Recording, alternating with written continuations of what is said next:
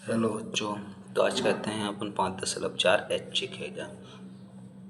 तो इसमें क्या दिया है, इसमें दिया है देखो AP दिया है 121, 117, 113, ऐसे चलता जा रहा है। कौन सा पद सबसे पहला ऋणात्मक पद होगा? संकेत में दिया है n, यानी 0 से क्या है, छोटा है, के लिए n ज्ञात करो। तो इसने क्या पूछा है कि पहला ऋणात्मक और n व पद। तो अपन कैसे देखेंगे इसको? देखो, ये अपन को ए भी दिया है, ए भी दिया है, तो अपन इससे मान निकाल लेते हैं। मान कैसे? तो यह देखो, पहले हल लिखते हैं। हल ए का मान कितना है? 121। ठीक है। अब डी का मान निकालते हैं। डी का मान कैसे निकालते हैं? A2 minus A1। जैसे ये A1 है, ये A2 है, ये A3 है। ठीक है। अब 117 माइनस के 121 ये निकाल लिया। इसमें से 121 में 17 कम करेंगे तो कितना जाएगा अपने पास? अपने पास आ जाएगा -4। -4 आ गए अपने पास। देखो, अब संकेत में दिया है an क्या है, 0 से छोटा है। तो अपन इस संकेत से देखते हैं, चूंकि an छोटा है 0 से, तो अपन इससे करते हैं। an का फॉर्मूला क्या होता है? a प्लस n-1 और d, और ये क्या है, 0, तो 0 रहेगा। अब देखो, a का मान कितना है? 121 प्लस है तो प्लस। अब n का मान नहीं है तो n-1 लिखेंगे। अब d का मान कितना है? -4 है तो -4 रखेंगे यहाँ से, और ये 0 है तो 0 रहेगा। अब देखो कैसे करेंगे। अब 121 तो ऐसा कैसे ही रहेगा, 121 ऐसा कैसे रहेगा। ठीक है। अब 4 का गुणा करेंगे तो n से करेंगे तो क्या हो जाएगा? चलो यहाँ से कर देते हैं। 121 4 का गुणा n से करेंगे तो -4n। अब देखो 4n हो गए, और 1 से करेंगे तो क्या हो जाएगा? +4। ये 0 का 0 है। अब ये कितने हो गए? 4 और 121 जुड़ जाएंगे तो 125 -4n। ठीक है। और ये 0 है तो 0 रहेगा। ठीक है। अब 125 ऐसा कैसा ही है, और ये -4n इधर चले जाएगा तो क्या हो जाएगा? +4n। अब 4 गुणा में है तो नीचे जाएगा, 4 गुणा में है तो नीचे आ गया तो क्या हो जाएगा? 125/4। अब 4 से 125 में भाग देंगे तो क्या आएगा अपने पास? 4 × 12 कट गया। अब 4 है, 5 है, 4 कम 4, 4 कम 4, पॉइंट लगाएंगे, 10 हो गए। तो 10 हो गए तो 4 दूनी 8, फिर 2 बज गए, फिर 0 बढ़ाएंगे, 4 पंजे 20। तो ये क्या हो गया? n का मान कितना आ गया? 31.25। देखो, जब भी n का मान आता है ना तो ये भिन्न में आता है और ना ही दशमलव में आता है, तो अपन इसको कितना लिख सकते हैं? 31 है तो 31 को अपन 0.25 है, तो अपन इसको लिखेंगे 32। 32 क्यों लिखेंगे वो मैं बताऊंगा आपको क्यों लिखेंगे। यहाँ से लिख देते हैं 32। ठीक है। अब 32 n का मान लिख लिया है, तो अब देखते हैं।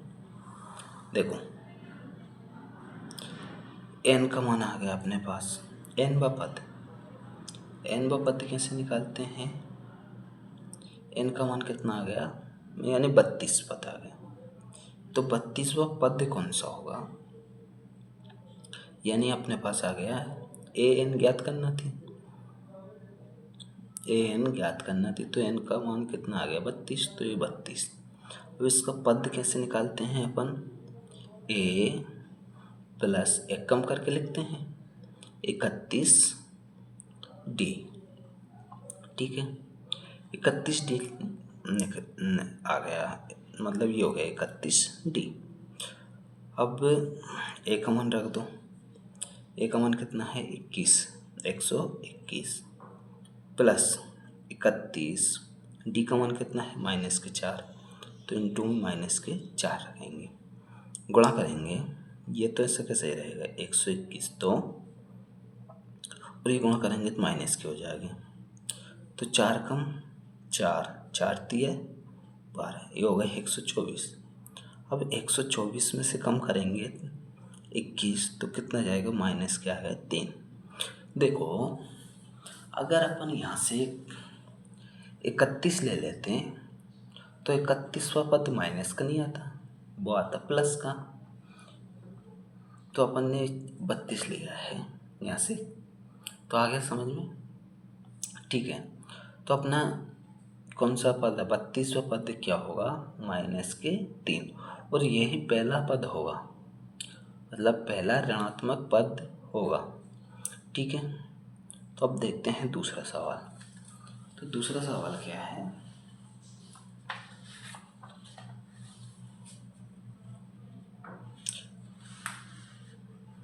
देखो बच्चों मक्खी परेशान करने आ गई अपन को। अब दूसरा सवाल क्या है, देखो किसी एपी के तीसरे और सातवें पदों का योग कितना है 6 है। और चलो इतने देखते हैं पहले, किसी एपी के तीसरे और सातवें पदों का योग, यानी हल लिखते हैं पहले।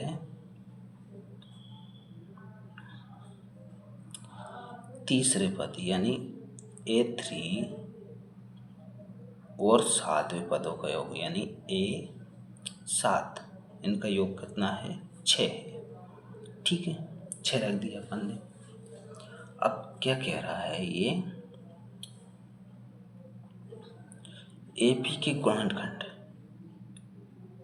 चलो पहले इसको देख लेते हैं पूरा, जिसके बाद में देखेंगे गुणनखंड, यानी बाद में देख लेंगे। गुणनखंड को देख लेते हैं अपन इधर, यानी एपी का गुणनखंड क्या होता है, उसी एपी के गुणनखंड, उस एपी का गुणनखंड यानी A6 इंटू A3 है, A3 इंटू A7, गुणनखंड कितना है इनका 8 है, ठीक है। पहले इसको देखते हैं अपन यहाँ से। A3 का फॉर्मूला क्या होता है, A प्लस एक कम करके लिखते हैं 2D प्लस प्लस है तो प्लस, A7 का क्या होता है A प्लस 6D बराबर 6 है यहाँ से, ठीक है। 6 है तो A क्या हो गया 2A हो गई, प्लस 2 और 6 कितने 8D, 8D बराबर क्या है 6 है। अब देखो इसमें 2 का भाग जा रहा है ना, तो अपन 2 के भाग दे देते हैं, 2 से भाग देने पर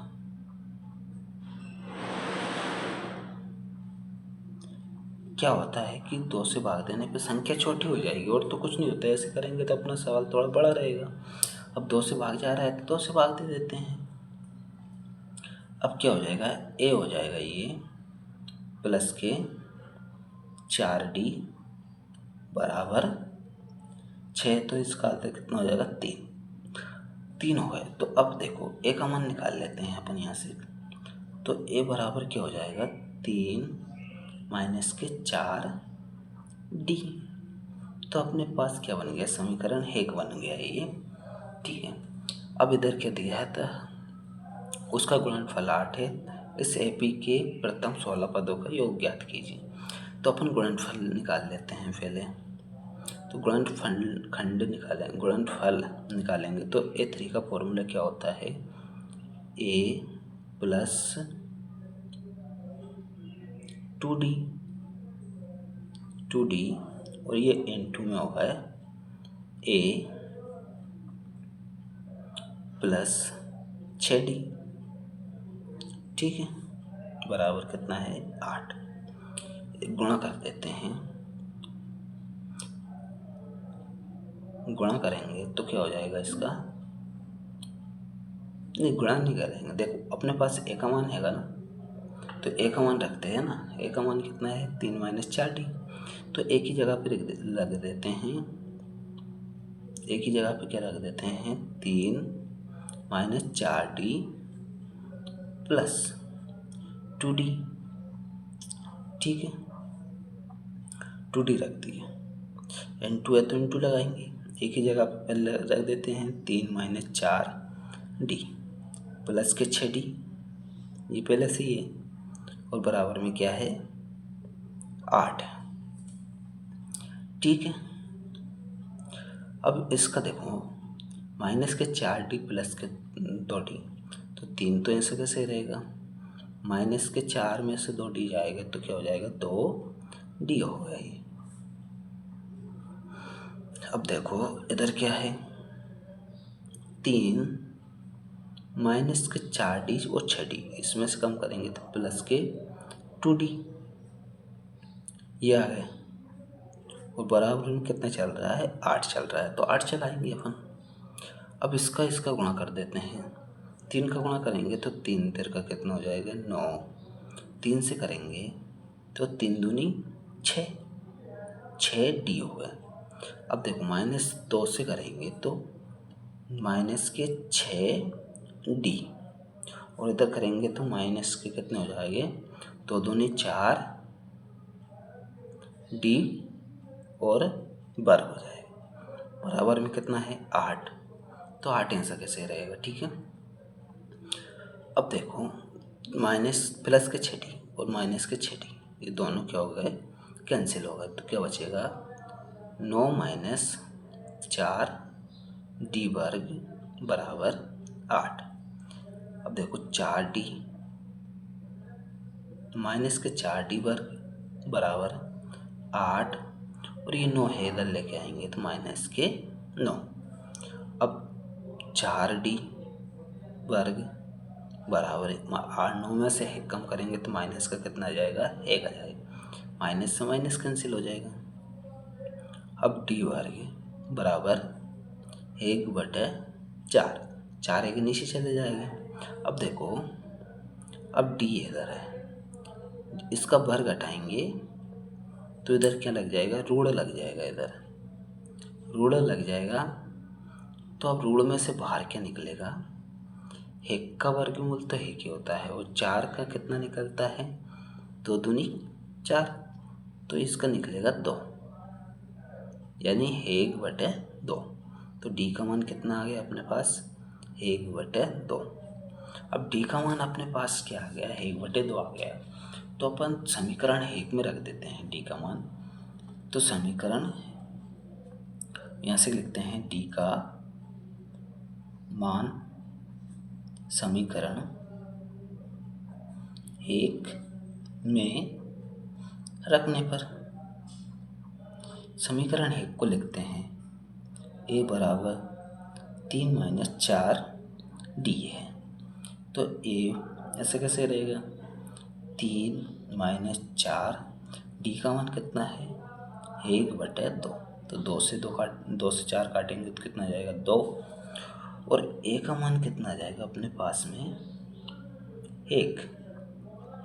देखो अपने पास A का मान आ गया, D का मान आ गया, और क्या कह रहा है इसमें प्रथम 16 पदों का, यानी n का मान कितना है अपने पास, ये n का मान कितना है 16, तो ये n का मान भी है अपने पास। तो योग निकालने में कौन सी बड़ी बात है यार, योग तो अपन निकाल लेंगे। अब योग का सूत्र क्या होता है, यानी क्या बोल रहा है 16 पदों का, तो ऐसे निकालते तो s 16 निकालेंगे, तो इसका सूत्र क्या होता है n/2 अंदर 2a प्लस n-1 और डी, ये होता है इसका सूत्र। देखो n का मान कितना है अपने पास 16 है, बटे में कितने हैं 2, 2 ही है। a का मान कितना आया है 1, तो 1 का गुणा करेंगे, प्लस n का मान कितना है 16 माइनस के 1, और d का मान कितना आया सर 1/2, तो ये लिख देंगे। अब देखो 2 से 16 काटेंगे तो 8 बार में कट जाएगा। अब 2 का गुणा करेंगे 1 से तो 2 का 2 ही जाएगा, प्लस के अब 15 हो जाएगा, 16 में से 1 कम करेंगे 15, 15 के 1 से गुणा करेंगे तो 15/2, ठीक है। अब अंदर एलसीएम ले लेते हैं, अंदर वाली संख्या का 2 से एलसीएम लेंगे तो क्या हो जाएगा 2 दूनी 4 प्लस 15, और बटे में कितना आया है 2 है, तो इनको जोड़ देते हैं, तो 8 इंटू, अब यहाँ से जोड़ेंगे 15 4 कितने हो जाएंगे 19, और बटे में कितने जाएगा 2, 2 से काटेंगे 8 को तो कितने जाएगा 4, तो देखो 4 इंटू 19, 19 का फाड़ा पड़ो 4 है, तो 19 चुके कितने होते हैं 76, तो S16 का मान कितना आ गया 76 आ गया। तो यही तो आंसर आना था कि 16 पदों का योग कितना होगा, तो ये आ गया अपना 16 पदों का योग भी पूछा था उन्होंने, ठीक है। तो अपन ने ये सवाल कर लिया। ओके बच्चों।